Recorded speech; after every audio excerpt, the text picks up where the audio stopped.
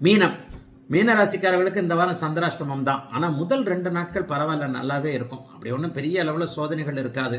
ஆனால் புதன்கிழமை புதன்கிழமை விடியும் போதே சந்திராஷ்டமம் வந்துடுது. 24/9 புதன்கிழமை அதிகாலை 2:56 விடிய காத்தால 3 மணின்னு சொல்லுவோம் இல்லையா, அந்த விடிய காத்தால 3 மணிக்கு சந்திராஷ்டமம் ஆரம்பிச்சு வெள்ளிக்கிழமை மத்தியானம் 3 மணி 24 நிமிஷம் வரைக்கும் சந்திராஷ்டமம். ஆக புதன்கிழமை, வியாழக்கிழமை, வெள்ளிக்கிழமை மத்தியானம் 2.5 நாள் உங்களுக்கு சந்திராஷ்டமம்.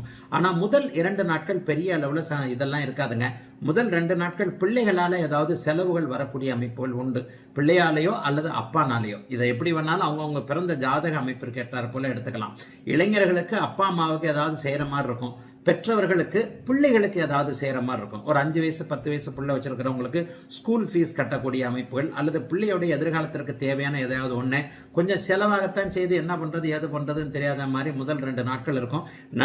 நடுப்பகுதியில் சந்திராசிரமத்தில் சந்திரன் குருவின் பார்வையில் வந்துடுறாரு. யோகாதிபதியோடைய இணைவில் தான் இருக்கிறாரு. சந்திராசிரமம்லாம் பெரிய அளவில் சோதனை பண்ணாதுங்க. குருவின் பார்வையில் சந்திரன் இருந்தாலே பெரிய கஷ்ட நஷ்டங்களை கொடுக்க மாட்டாரு. அன்னைக்கு ஒரு இயல்பான நாளாகவே இருக்கும். என்ன கொஞ்சம் மனசு குழப்பமாக இருக்கும் உத்திரட்டாதி நட்சத்திரக்காரங்களுக்கு. ஏன்னா உங்க ஜென்ம நட்சத்திரத்திலே இப்ப சனி போய்கிட்டு இருக்கிறாரு. சந்திராஷ்டம நாள்ல தான் அதை அப்படி பண்ணலாமா இதை அப்படி பண்ணலாமான்ற ஒரு ஐடியாக்கள் வரும். ஆனால் அதை செயல்படுத்த முடியாது.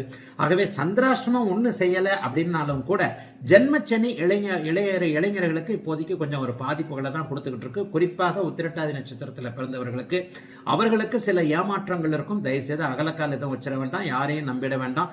குறிப்பாக சொந்தக்காரர்கள், நண்பர்கள் போன்றவர்கள்கிட்ட தேவையின்றி ஏதேனும் ஒரு விதத்தில் வாயை கொடுத்துட்டு அதனால ஏதாவது கஷ்ட நஷ்டங்கள் ஏதாவது வரும். அதை தவிர்த்து மீனராசிக்காரர்களுக்கு பெரிய சோதனைகள் எதுவும் இல்லை.